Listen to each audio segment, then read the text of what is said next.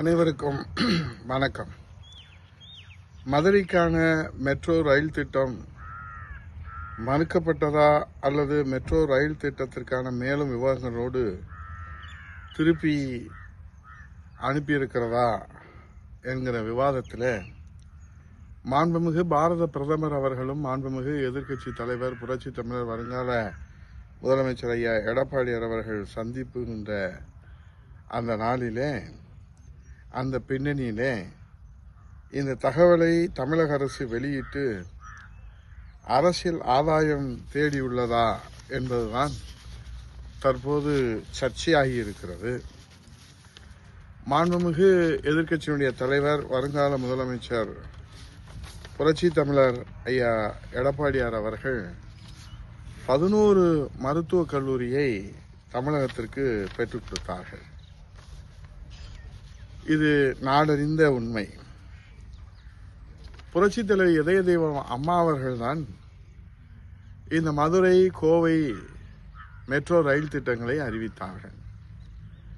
புரட்சி தமிழர் ஐயா எடப்பாடியார் தலைமையிலான அம்மா ஆட்சியிலே தான் பாரத பிரதமரை அழைத்து வந்து மதுரை திருமங்கலத்தில் எய்ம்ஸ் மருத்துவமனை தோப்பூர் உச்சப்பட்டியில் அமைக்கப்பட்டு தற்போது அது பயன்பாட்டிற்கு வர இருக்கிறது.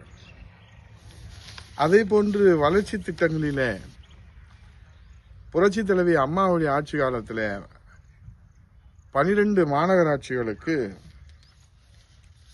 ஏறத்தாழ ஸ்மார்ட் சிட்டி திட்டங்களுக்காக பல ஆயிரம் கோடி ரூபாய் நகர்ப்புற மேம்பாட்டு அமைச்சகத்தில் இருந்து பெற்றுக் கொடுத்தார்கள்.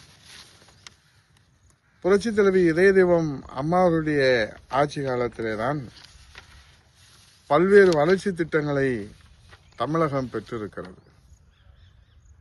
புரட்சி தமிழர் ஐயா எடப்பாடியார் அவர்கள் மதுரைக்கு நகாய் திட்டத்தில் 1000 கோடியில பறக்கும் பாலம் சாலை திட்டம் மதுரையில இருந்து துவரங்குறிச்சி வழியாக சென்னை வரை இணைக்கப்பட்டிருக்கிறது. அதேபோன்று திருமங்கலத்திலே இருந்து கொல்லம் வரை புரட்சி தமிழர் ஐயா எடப்பாடியார் முதலமைச்சராக இருக்கிற போது மத்திய அரசிலே நகாய் திட்டத்தில் இன்றைக்கு பல ஆயிரம் கோடி ரூபாயில மதுரை டு கொல்லம் 4 வழி சாலை அந்த பணிகள் தற்போது இங்கே திருமங்கலத்தில் நடைபெற்று கொண்டிருக்கிறது.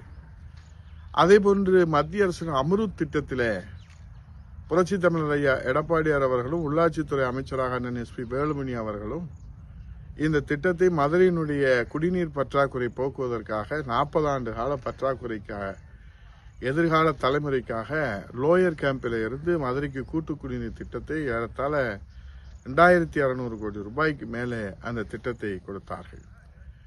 அதேபோல புரட்சி தமிழர் ஐயா எடப்பாடியார் ஆட்சி காலத்திலே தான் multi speciality hospital Madurai, Tirunelveli, தஞ்சாவூருக்கு பாரத பிரதமரை அழைத்து வந்து நாட்டுக்கு அர்ப்பணித்தார்கள். நகாய் திட்டத்திலே பல்வேறு சாலை மேம்பாடு அதே போல பால மேம்பாட்டு பணிகளை மிக நேர்த்தியாக செய்து கொடுத்ததை நாம் எல்லாம் நன்றாக அறிவோம். இந்த 11 மருத்துவக் கல்லூரிகளை கொண்டு வந்ததை சாதனையாக நான் சொல்வதற்கு காரணம், இந்த 4 ஆண்டுகளிலே ஏறத்தாழ 4.5 ஆண்டுகளில் இன்னும் இந்த அரசு முடிவதற்கு 4 மாதங்கள் இருக்கிறது. ஒரு மருத்துவக் கல்லூரியை கூட இந்த அரசாலே பெற்றுத்தர முடியவில்லை.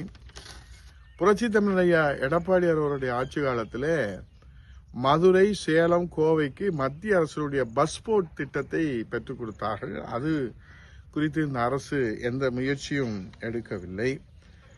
திருமங்கலத்தில் எய்ம்ஸ் மருத்துவமனை, இந்தியாவிலே அதிகமான வந்தே பாரத் ரயில்களை தமிழகத்திற்குத்தான் இன்றைக்கு நாம் பெற்றிருக்கிறோம்.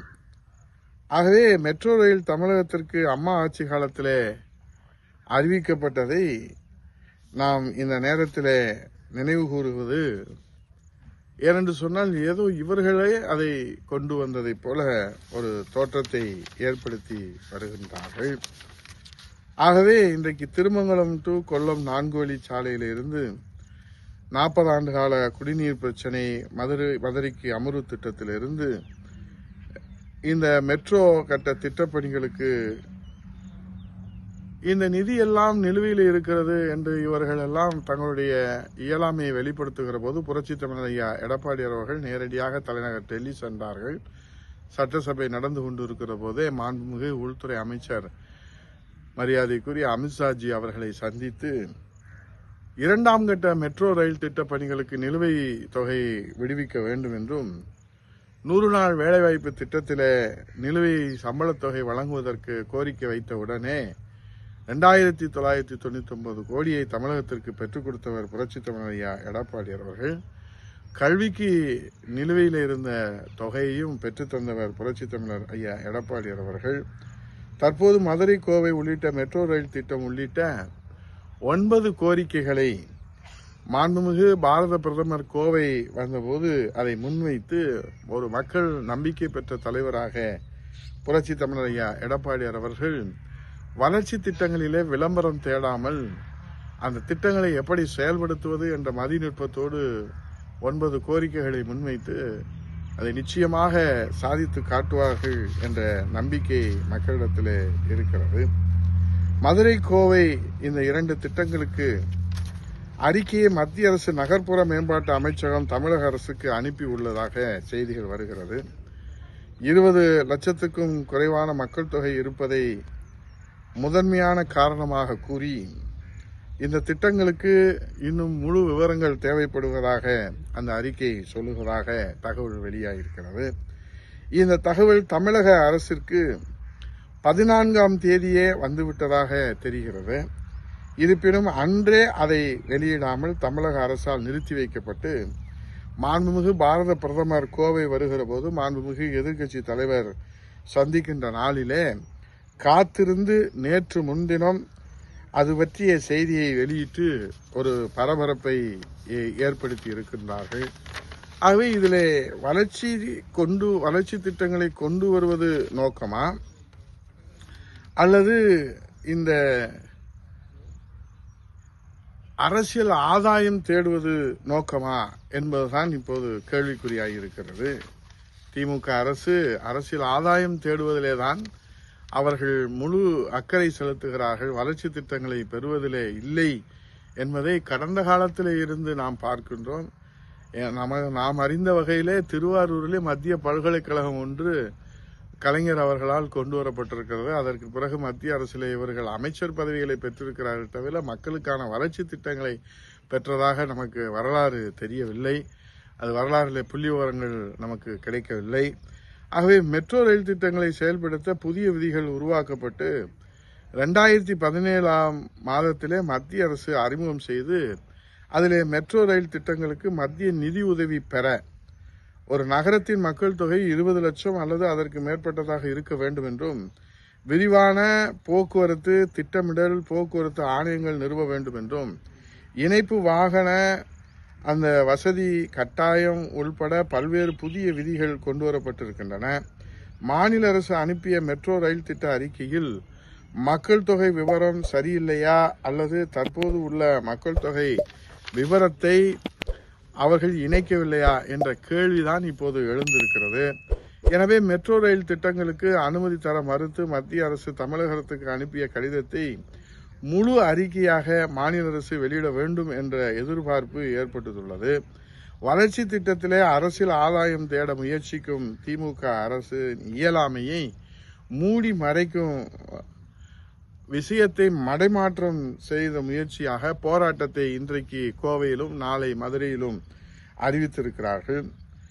அம்மா அவர்கள் அறிவித்த இந்த கோவை மதுரை மெட்ரோ ரயில் திட்டத்தை சென்னைக்கு மெட்ரோ ரயில் கொண்டு வந்த 12 மாநகராட்சிகளுக்கு ஸ்மார்ட் சிட்டி திட்டங்களை கொண்டு வந்த புரட்சி தலைவி அம்மா அவர்கள் அறிவித்த இந்த திட்டத்தை புரட்சி தமிழர் ஐயா எடப்பாடியார் அவர்கள் நிச்சயமாக கொண்டு வருவார்கள். அதில் எள்முனை அளவும் யாருக்கும் சந்தேகம் வேண்டாம். நம்பிக்கையோடு நாம் புரட்சி தமிழர் ஐயா எடப்பாடியார் நேற்றைய தினமே இவர்கள் போராட்டம் அறிவிப்பதற்கு முன்பாகவே பாரத பிரதமரிடத்திலே நேரடியாக பிரதான கோரிக்கையாக மதுரைக்கும் கோவைக்கும் மெட்ரோ ரயில் திட்டத்தினுடைய அவசியத்தையும் வேளாண் அவசியத்தையும் ஜிஎஸ்டி வரி குதிப்பையும் மிக நேர்த்தியாக 9 கோரிக்கைகளை வைத்திருக்கிறார்கள்.